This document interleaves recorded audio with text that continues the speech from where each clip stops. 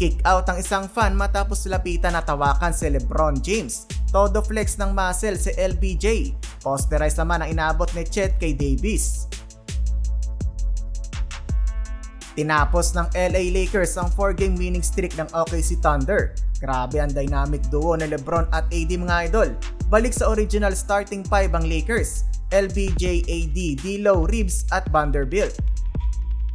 Opening period todo buo ang crowd tuwing hawak ng bola. Etong si Josh Giddey. Magandang simula ng Thunder with 11-4 run. Agad naman natapyas ng Lakers ang kalamangan ng Thunder. Anthony Davis bully ball mga idol. Talsik ang bantay ng pwersahin ni Dabrao sa paint area. Austin Reeves nakita lang si Kendall Jenner, nagpakita agad ng magandang pasa kay AD. Highlights na naman ang galawan ni Reeves mga idol. Pumasok na ng court si Kendall, biglang nagkaroon ng run ng Lakers. SGA tila nagpapasikat din. Minamama etong si Max Christie. Pinostehan na, pinosterize pa si Christie. SGA bumida sa Thunder with 10 points, samantalang naka 12 points naman si Anthony Davis para sa Lakers. Isama na dyan ang 8 niyang rebound. End ng quarter, laman ng isa ang Lakers, 27-26. Second period, D'Angelo Russell nagpapasiklab na din para sa Lakers, scoring 8 points. Leading scorer ng LA si Wood with 9 points, habang naka-4 na puntos lang si LBJ. LeBron touch pass kay Wood para sa easy slam. Bumawi naman agad si Chet Holmgren ng dunk sa kabila. Medyo sloppy ang quarter na to para sa parehong kupunan. LBJ ganda na naman ang cut sa basket. Alam na agad ni AD ang gagawin. End ng first half, tabla lang ang talaan, all 50.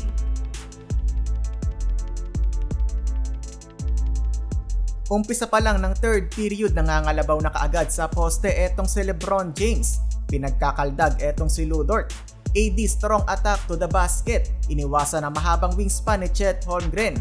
Bawi na spin move si Chet kontra naman kay Austin Reeves.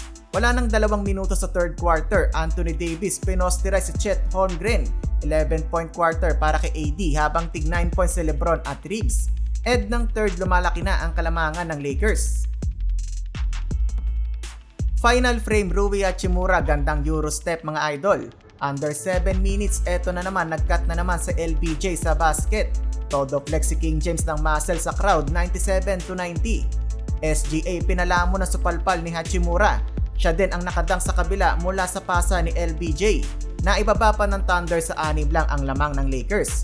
Wala nang 1 minuto, LBJ no-look pass kay AD, 200 slam, sigawan ng arena. Sa dulo na naig ang Lakers 112-105 sa MLK Day. LeBron James 25 points, 7 rebounds at 6 assists.